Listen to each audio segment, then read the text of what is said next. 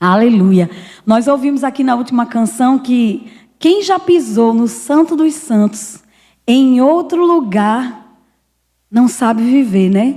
O salmista, se você puder ir lá no Salmo 84, o salmista escreveu isso. Aleluia. No versículo 10, quando ele diz: pois um dia nos teus átrios valem mais do que 1000. Prefiro estar à porta da casa do meu Deus e do que permanecer nas tendas da perversidade. Porque o Senhor Deus é o sol e o escudo, o Senhor dá graça e glória, e nenhum bem nos sonega. Você já parou para pensar nisso? Mas vale um dia nos átrios do Senhor. Naquela época, o templo ele era dividido em 3 partes: o átrio, o lugar santo e o santo dos santos. O átrio era como se fosse a varanda da nossa casa, né? A parte de fora da casa.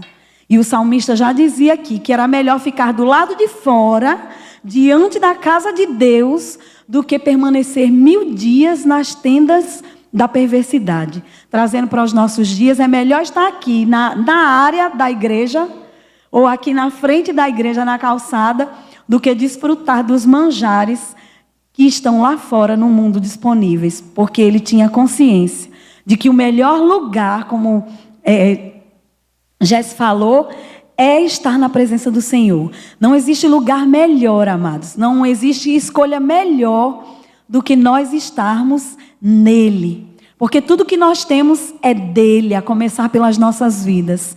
Tudo que nós temos é dele, vem dele, é por meio dele, é para ele e volta para ele. Porque eu acredito que todo coração grato quer devolver para Deus aquilo que tem recebido dele. Amém? E é muito bom, porque a Bíblia diz que tudo aquilo que nós damos ao Senhor, de volta nós recebemos com uma medida boa, recalcada, sacudida, transbordante, generosa. E a generosidade do Senhor não é brincadeira, amém? Aleluia. Então, quem já pisou no Santo dos Santos, queridos, não quer estar em outro lugar, porque tem a consciência de que o melhor lugar é estar na presença de Deus. Não existe melhor lugar para nós estarmos do que estarmos diante da presença desse Deus tão maravilhoso. Queria que você abrisse a tua Bíblia lá em Atos, capítulo 17.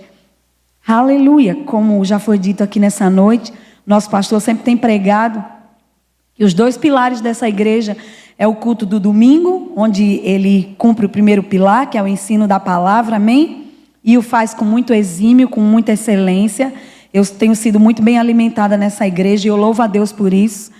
E o outro pilar é o crescimento na intimidade com o Senhor. E é isso que nós vamos fazer nessa noite, amém? Nós já louvamos, nós já adoramos, já fomos edificados com o testemunho da irmã Mônica, nós já oramos ao Senhor, nós já dedicamos uma oferta de tempo ao Senhor quando nós levantamos as nossas mãos para dar graças. E agora a gente vai ler um trechinho de uma palavra bem conhecida, que é Atos capítulo 17, quando Paulo, a partir do verso 16, ele chega em Atenas e ele vai fazer o seu discurso lá no Areópago e ele começa a andar por dentro de Atenas e me chama muita atenção quando ele diz no verso, deixa-me ver, no verso 21, não, vamos ler a partir do verso 16 mesmo. Enquanto Paulo o esperava em Atenas, seu espírito se revoltava em face da idolatria que dominava aquela cidade. E aí, no verso 17, ele diz: por isso, dissertava na sinagoga entre os judeus e os gentios piedosos, também na praça, todos os dias, entre os que se encontravam ali. Aquela idolatria, aquela ignorância espiritual daquele povo incomodava Paulo. E ele não tinha raiva daquelas pessoas, meus amados, entendam. Ele se indignava com a falta de conhecimento que aquele povo tinha e estar adorando de forma errada, de estar idolatrando coisas ao invés de estar idolatrando o Criador. E aí ele começa a dissertar nessa passagem, no verso 18, quando ele diz: alguns dos filósofos epicureus e estoicos contendiam com ele, com Paulo, havendo quem perguntasse: que quer dizer esse tagarela? E outros: parece um pregador de estranhos deuses, pois pregava a Jesus e a ressurreição.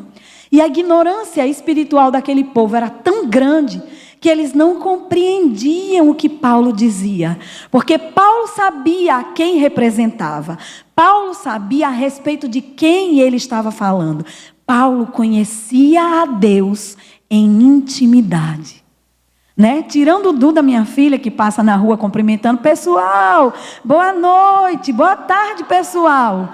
Eu e vocês, a gente não sai cumprimentando quem a gente não conhece.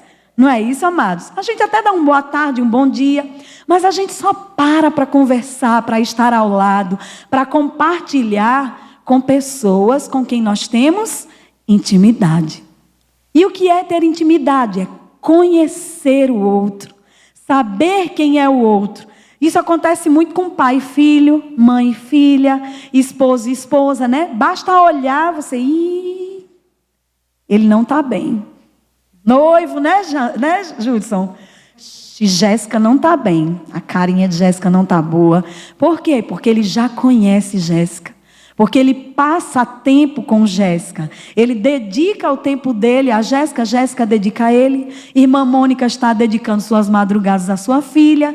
Então a gente vai conhecendo o outro em intimidade.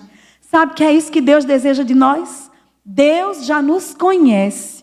Desde a formação do nosso ser, lá no ventre das nossas mães. Isso está escrito no Salmo 139. Mas nós não conhecemos a Deus com toda intimidade. Mas Ele está disponível para que a gente possa conhecê-lo todo o tempo. Com mais profundidade, com mais intimidade. Deus fala conosco o tempo todo, amados. Mas às vezes a gente está tão distante da realidade de quem é Deus de verdade que a gente não consegue nem reconhecer a voz de Deus, né? O Banco Central é bem interessante, quem gosta muito de contar esse exemplo é meu marido. O Banco Central, eles não estudam a nota de dinheiro falsa. Eles estudam as notas verdadeiras. Porque se chegar uma nota falsa na mão deles, lógico que rapidamente eles vão dizer, essa não é uma nota verdadeira. Às vezes a gente passa tanto tempo olhando para aquilo que não é verdadeiro, gastando tempo em ver aquilo que não é de Deus, que a gente passa a não reconhecer a verdadeira voz de Deus. E a gente só conhece a voz de Deus quando a gente tem intimidade. Você sabe exatamente quando é Deus falando com você, porque você conhece a voz do seu pai. Você conhece a voz dele. Você sabe quando ele sussurra suave no seu ouvido, no seu íntimo. Né? Há pessoas que dizem, eu tive uma sensação. Não é a velha impressão por dentro do próprio Espírito de Deus falando com você. Mas você só vai entender, e eu também só vou entender, quando eu tiver intimidade profunda com o Senhor. E aí aquele povo começa a indagar a Paulo, né? O que esse tagarela está falando? Mas ele pregava Jesus e a ressurreição. Mas como aquele povo não conhecia Deus, não entendia o que Paulo estava falando. E no verso 19, ele diz, então tomando consigo, o levaram ao Areópago, dizendo, podemos saber que nova doutrina é essa que ensinas? E no verso 20, posto que nos trazes aos ouvidos coisas estranhas, queremos saber o que vem a ser isso. Você já percebeu que quando nós estamos falando do Senhor, ou mesmo cantando coisas a respeito de Deus, pessoas começam a ficar desejosas? Eu tenho certeza que no trabalho que vocês fazem nas ruas do evangelismo, um dia eu vou participar, que eu gosto muito. Eu sei que às vezes a gente está ali em pé, parece um bando de loucos, e as pessoas olham, há quem ignore, mas há aqueles que passam e não se contêm na curiosidade e vão lá onde vocês estão para saber o que vocês estão falando. E sabe que quando a gente começa a adorar e a falar do Senhor, as pessoas ficam desejosas de conhecerem mais, de ouvirem mais. Porque, amadas, Jesus não é algo que você precisa ficar oferecendo para as pessoas, banalizado, que você precise, aceite Jesus. Ai, aceite Jesus. Não, queridos. A tua vida é a maior pregação. E quando as pessoas veem que está dando certo na sua vida, elas começam a desejar aquilo que você tem. Eu brinco muito que eu digo, eu não vivo oferecendo Jesus, porque Jesus não é uma mercadoria. A missionária amiga de Cristo estava até falando isso no último encontro da gente. Ela disse, Jesus não pode estar sendo oferecido apelativamente, não, porque Ele é bom demais para a gente estar insistindo que as pessoas desejem conhecê-lo. Não. A gente precisa viver o Senhor e viver a sua palavra, para que as pessoas desejem aquilo que Deus está operando nas nossas vidas, para que as pessoas desejem a vida que nós temos com Deus. Essa é a parte que nos cabe, amados. E no verso 21 diz assim: todos de Atenas e os estrangeiros residentes de outra coisa não cuidam senão dizer ou ouvir as últimas novidades. Quantos sabem que a palavra de Deus não volta vazia? Eles ouviam e queriam saber mais das novidades. O evangelho são boas novas, são novidades de vida e paz. E é isso que as pessoas desejam e querem, amados. E no verso 23... aliás, no 22 diz, então Paulo, levantando-se no meio do Areópago, olha a autoridade de um filho de Deus, se levantou no meio daquele povo. Só se levanta diante de um povo se você sabe quem você é em Cristo, porque não te falta autoridade, amém? E você pode se levantar sem medo, porque a Bíblia diz que o verdadeiro amor lança fora todo medo, e é Deus quem se responsabiliza com aquilo que vai sair, queridos. Porque Deus está acometido com a sua própria palavra. E se você vai falar a respeito da palavra, ela não volta vazia, mas ela cumpre o seu bom propósito. Ela cumpre aquilo para que ela foi designada. E não sou eu que estou dizendo isso, está escrito, amém? E aí no verso 22 diz que Paulo se levantou e disse: senhores atenienses, em tudo vos vejo acentuadamente religiosos. Sabe, Paulo levantou com autoridade, mas ele falou com respeito àquele povo. Senhores atenienses, nós quando nos levantamos, a gente não tem que levantar para afrontar as pessoas, amados, nem para desrespeitá-las, mas nós precisamos pregar esse verdadeiro amor que tem sido pregado para a gente. A gente precisa falar a respeito desse Jesus que é vida e é alimento para o nosso espírito, que nos faz ir em frente, que nos faz alcançar os melhores lugares que há nessa terra, porque Ele deseja que a gente vá bem em tudo. E aí Paulo se levanta, mas ele também prega a verdade. Em tudo vos vejo acentuadamente religiosos. Sabe que nós cristãos não precisamos ser religiosos?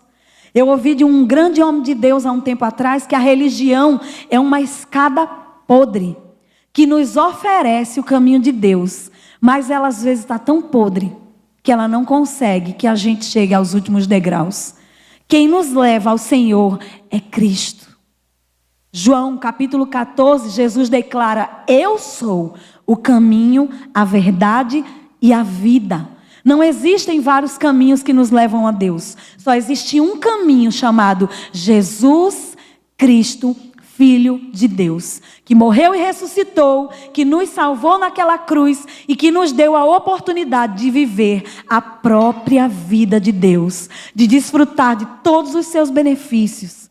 Sabe, não existe uma escala de opções para a gente chegar a Deus. Só existe um caminho, não existe atalho, não existem outras saídas, só existe Jesus Cristo, amém? E Paulo sabia disso. E aí ele começa a falar para aquelas pessoas: eu vejo vocês muito religiosos, estão buscando em muitas coisas, e aquilo que está diante de vocês, de forma tão clara e tão simples, vocês ainda não conseguiram entender, porque aquele povo não conhecia a Deus com intimidade, mas Paulo já conhecia, amém?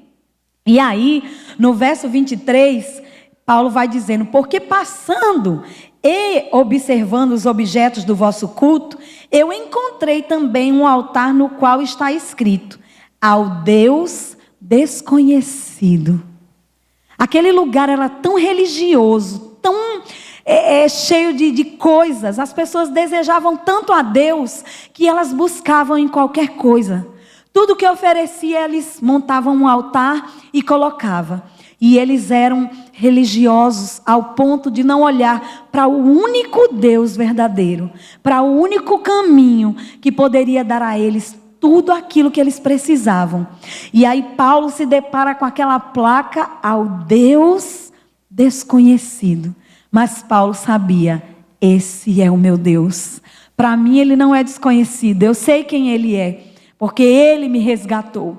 Porque ele me achou Saulo de Tarso, perseguidor dos cristãos, e me fez Paulo de Tarso, um pregador do evangelho, um defensor da palavra, um filho amado de Deus, transformado, remido, lavado. Aleluia! Isso é tremendo, queridos. E aí aquele povo, tão cheio de crenças e ao mesmo tempo tão perdido, não sabia quem era Deus. E aí Paulo vai e diz ainda no verso 23, pois esse que adorais sem conhecer é precisamente aquele que eu vos anuncio. Aleluia! A Bíblia diz: achegai-vos a Deus e Ele se achegará a vós. Não precisa de muita coisa não, irmãos. É só você se achegar a Ele. Pai, eu estou aqui, Senhor, porque eu desejo mais de Ti. Ah, Senhor, essa tarde eu tirei para louvar e engrandecer o Teu nome, porque eu preciso Te conhecer mais, Senhor. Eu necessito de ter intimidade contigo. E você não sabe quanto essas palavras alegram o Senhor, porque tudo que Deus deseja é um relacionamento comigo e com você. Tudo que Deus deseja é ter intimidade com você e comigo. É somente aquilo, acho que é a meta mais preciosa que Deus tem, é ter um relacionamento íntimo com os seus filhos. Aleluia! E aí no verso 24, Paulo continua dizendo: o Deus que fez o mundo e tudo que nele existe, sendo Ele Senhor do céu e da terra, não habita em santuários feitos por mãos humanas. Porque o templo de Deus hoje, irmãos, somos nós. Nós somos o lugar santo e dentro de nós está o Santo dos Santos. Porque é onde habita o próprio Espírito de Deus, a vida de Deus, a essência de Deus, a zoé de Deus, a própria vida dele está em nós. E sabe de uma coisa, ainda que você desista de Deus hoje, Deus nunca vai desistir de você, porque a tua vida é demasiadamente preciosa para Ele. Aleluia! E no verso seguinte, ele vai dizendo: nem é servido por mãos humanas, como se de alguma coisa precisasse, pois Ele mesmo é quem a todos dá a vida, a respiração e tudo mais. Você ainda precisa de alguma coisa, irmão? Deus é que nos dá a vida, a respiração e tudo, que a gente já ouviu aqui várias vezes, que tudo é tudo, tudo mais o Senhor tem para te dar. Ah, mas nada está acontecendo nesse momento. Eu acho que, não sei, Deus não está querendo muito me ajudar nessa área. Amados, Deus sabe a hora certa para todas as coisas nas nossas vidas.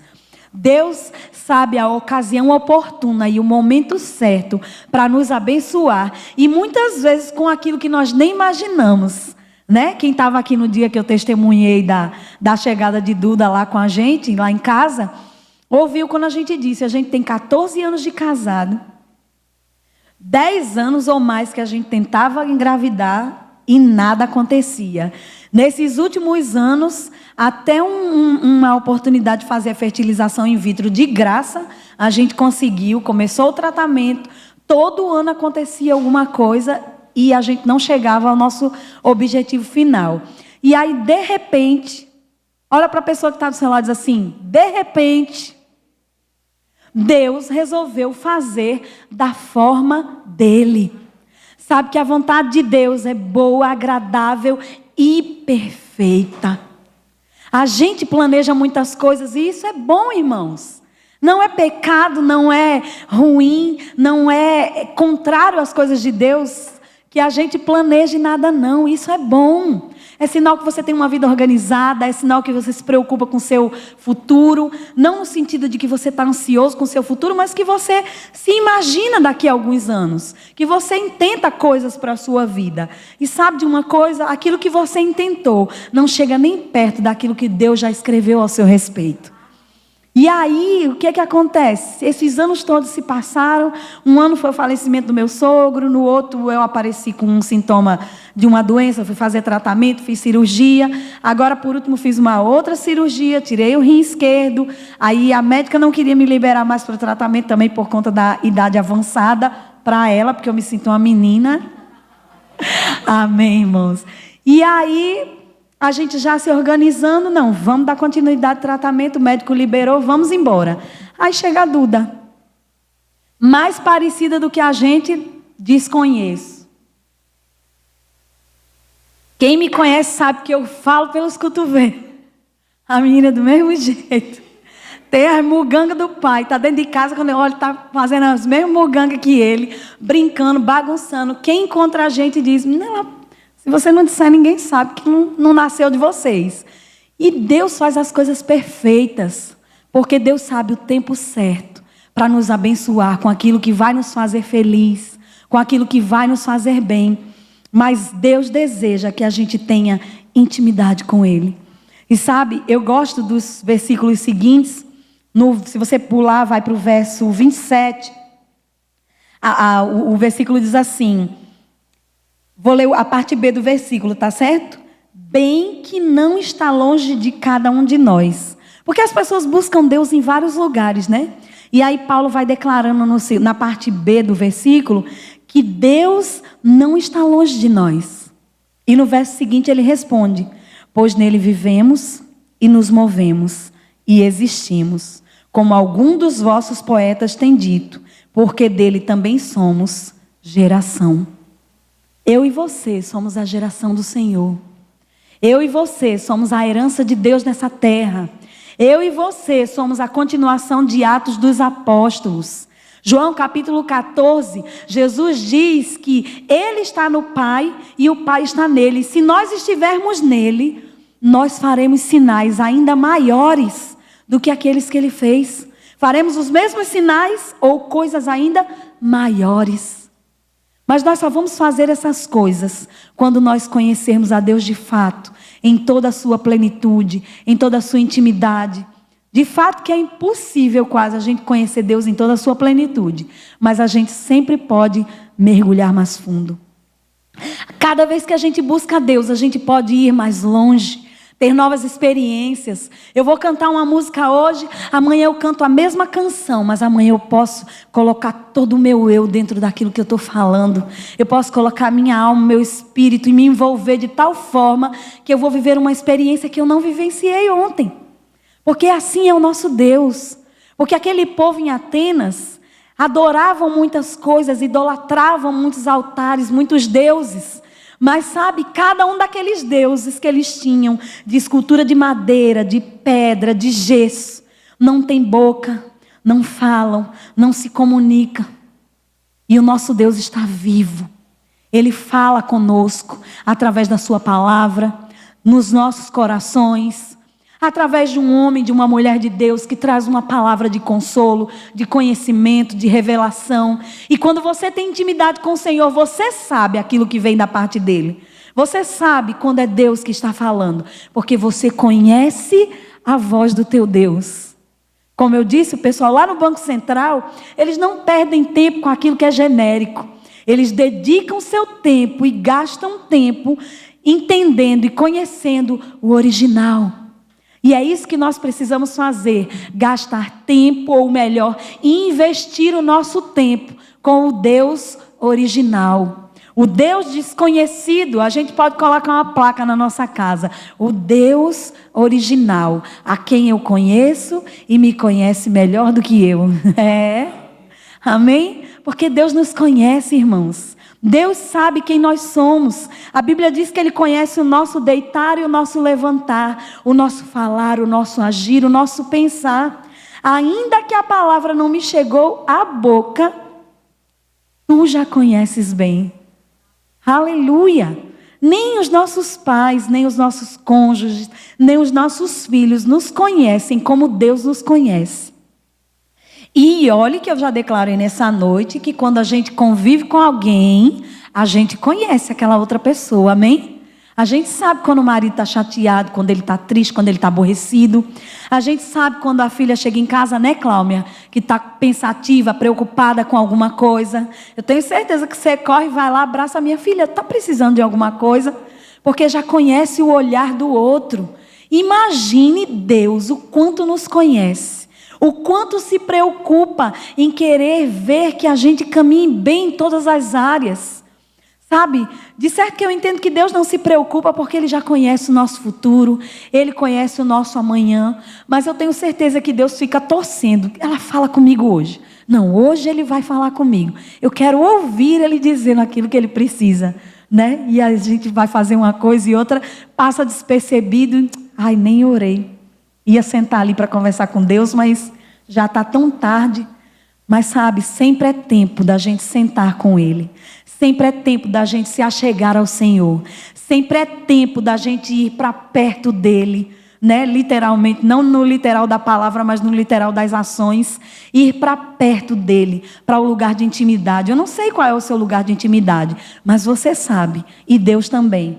Talvez o seu lugar de intimidade seja um lugar bem comum para outras pessoas, mas é o seu lugar de intimidade com o Senhor. E é lá que Deus vai falar com você. É lá que Deus vai se relacionar com você. É lá que Deus vai mostrar aquilo que você precisa ver. É lá que você vai entender aquilo que Deus tem planejado para a sua vida. É lá naquele lugar de intimidade que você vai perceber o carinho e o cuidado de Deus com a tua vida. E você de fato vai dizer: esse Deus me ama demais. Só podia ser Deus mesmo. Eu já estava até pensando que não ia dar certo, mas Deus vem e faz exatamente aquilo que a gente deseja, ou aquilo que a gente precisa, ou aquilo que é melhor para nós, porque Ele nos ama, irmãos. Ele nos conhece profundamente, como ninguém mais nos conhece.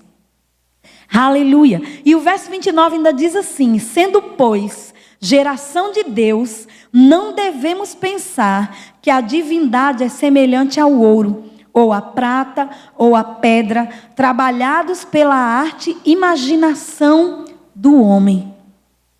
Porque Deus, queridos, não precisa ser lapidado como uma pedra. Deus não precisa de um pedaço de madeira para ser esculpido. Não é um pedaço de madeira para ser esculpido.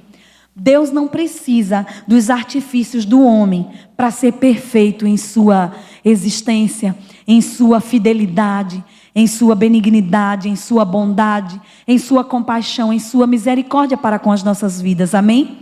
Quando ele diz aqui que sendo nós a geração de Deus, tendo nós intimidade com Ele, não precisamos entender que o Deus divino está num lugar tão alto, que está longe de nós. Porque os versos anteriores dizem, o verso 27 diz, que para buscarem a Deus, se porventura tateando possam achar, bem que Ele não está longe de nós. A gente não precisa buscar artifícios para se achegar a Ele, porque Ele está dentro de nós. Ele não está longe, Ele está perto, né? Tem até uma canção que eu gosto muito que diz: és Deus de perto e não de longe, nunca mudastes, tu és fiel. Deus de aliança, Deus de promessas, Deus que não é homem pra mentir. Tudo pode passar, tudo pode mudar, mas sua palavra vai se cumprir. E se cumpre, irmãos. Tudo aquilo que Deus diz, tudo aquilo que Deus já disse, tudo aquilo que Ele ainda vai nos dizer, porque Deus não para de falar conosco, vai se cumprir nas nossas vidas.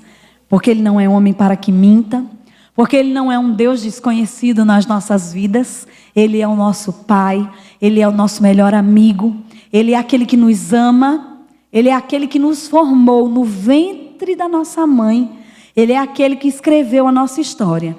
E sabe de uma coisa, Deus não tem um futuro ruim para nenhum de nós. Deus tem uma história linda e um propósito digno e perfeito na vida de cada um de nós. Para cada um de nós, Ele designou algo que só você pode fazer, Cris. Só você, Cibele, pode cumprir.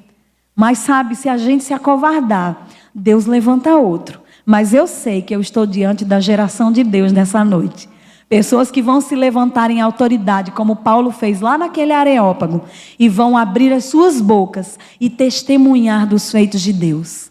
Não pregando, matando, nem condenando, nem afrontando, nem ferindo, né, a integridade de ninguém. Mas falando a respeito do seu amor, falando a respeito daquilo que Ele tem feito nas nossas vidas. Abrindo as nossas bocas para falar que nós temos um Deus que é bom em todo tempo.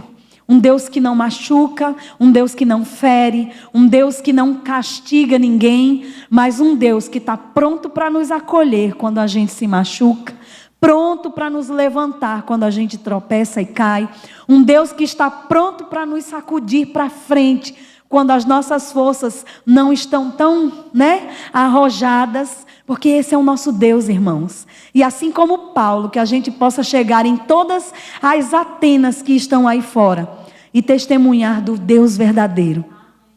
Conhecê-lo, buscá-lo em intimidade, de forma que aonde a gente chegar, a gente possa falar algo a respeito de Deus e que as pessoas possam ver que Ele é um Deus vivo e verdadeiro e que cumpre aquilo que nos diz. Amém? Aleluia. Eu agradeço a oportunidade, espero que vocês tenham recebido algo do Senhor. Essa foi uma produção do Ministério Internacional Defesa da Fé. Um ministério comprometido em amar as pessoas, abraçar a verdade e glorificar a Deus. Para saber mais sobre o que fazemos, acesse defesadafé.org.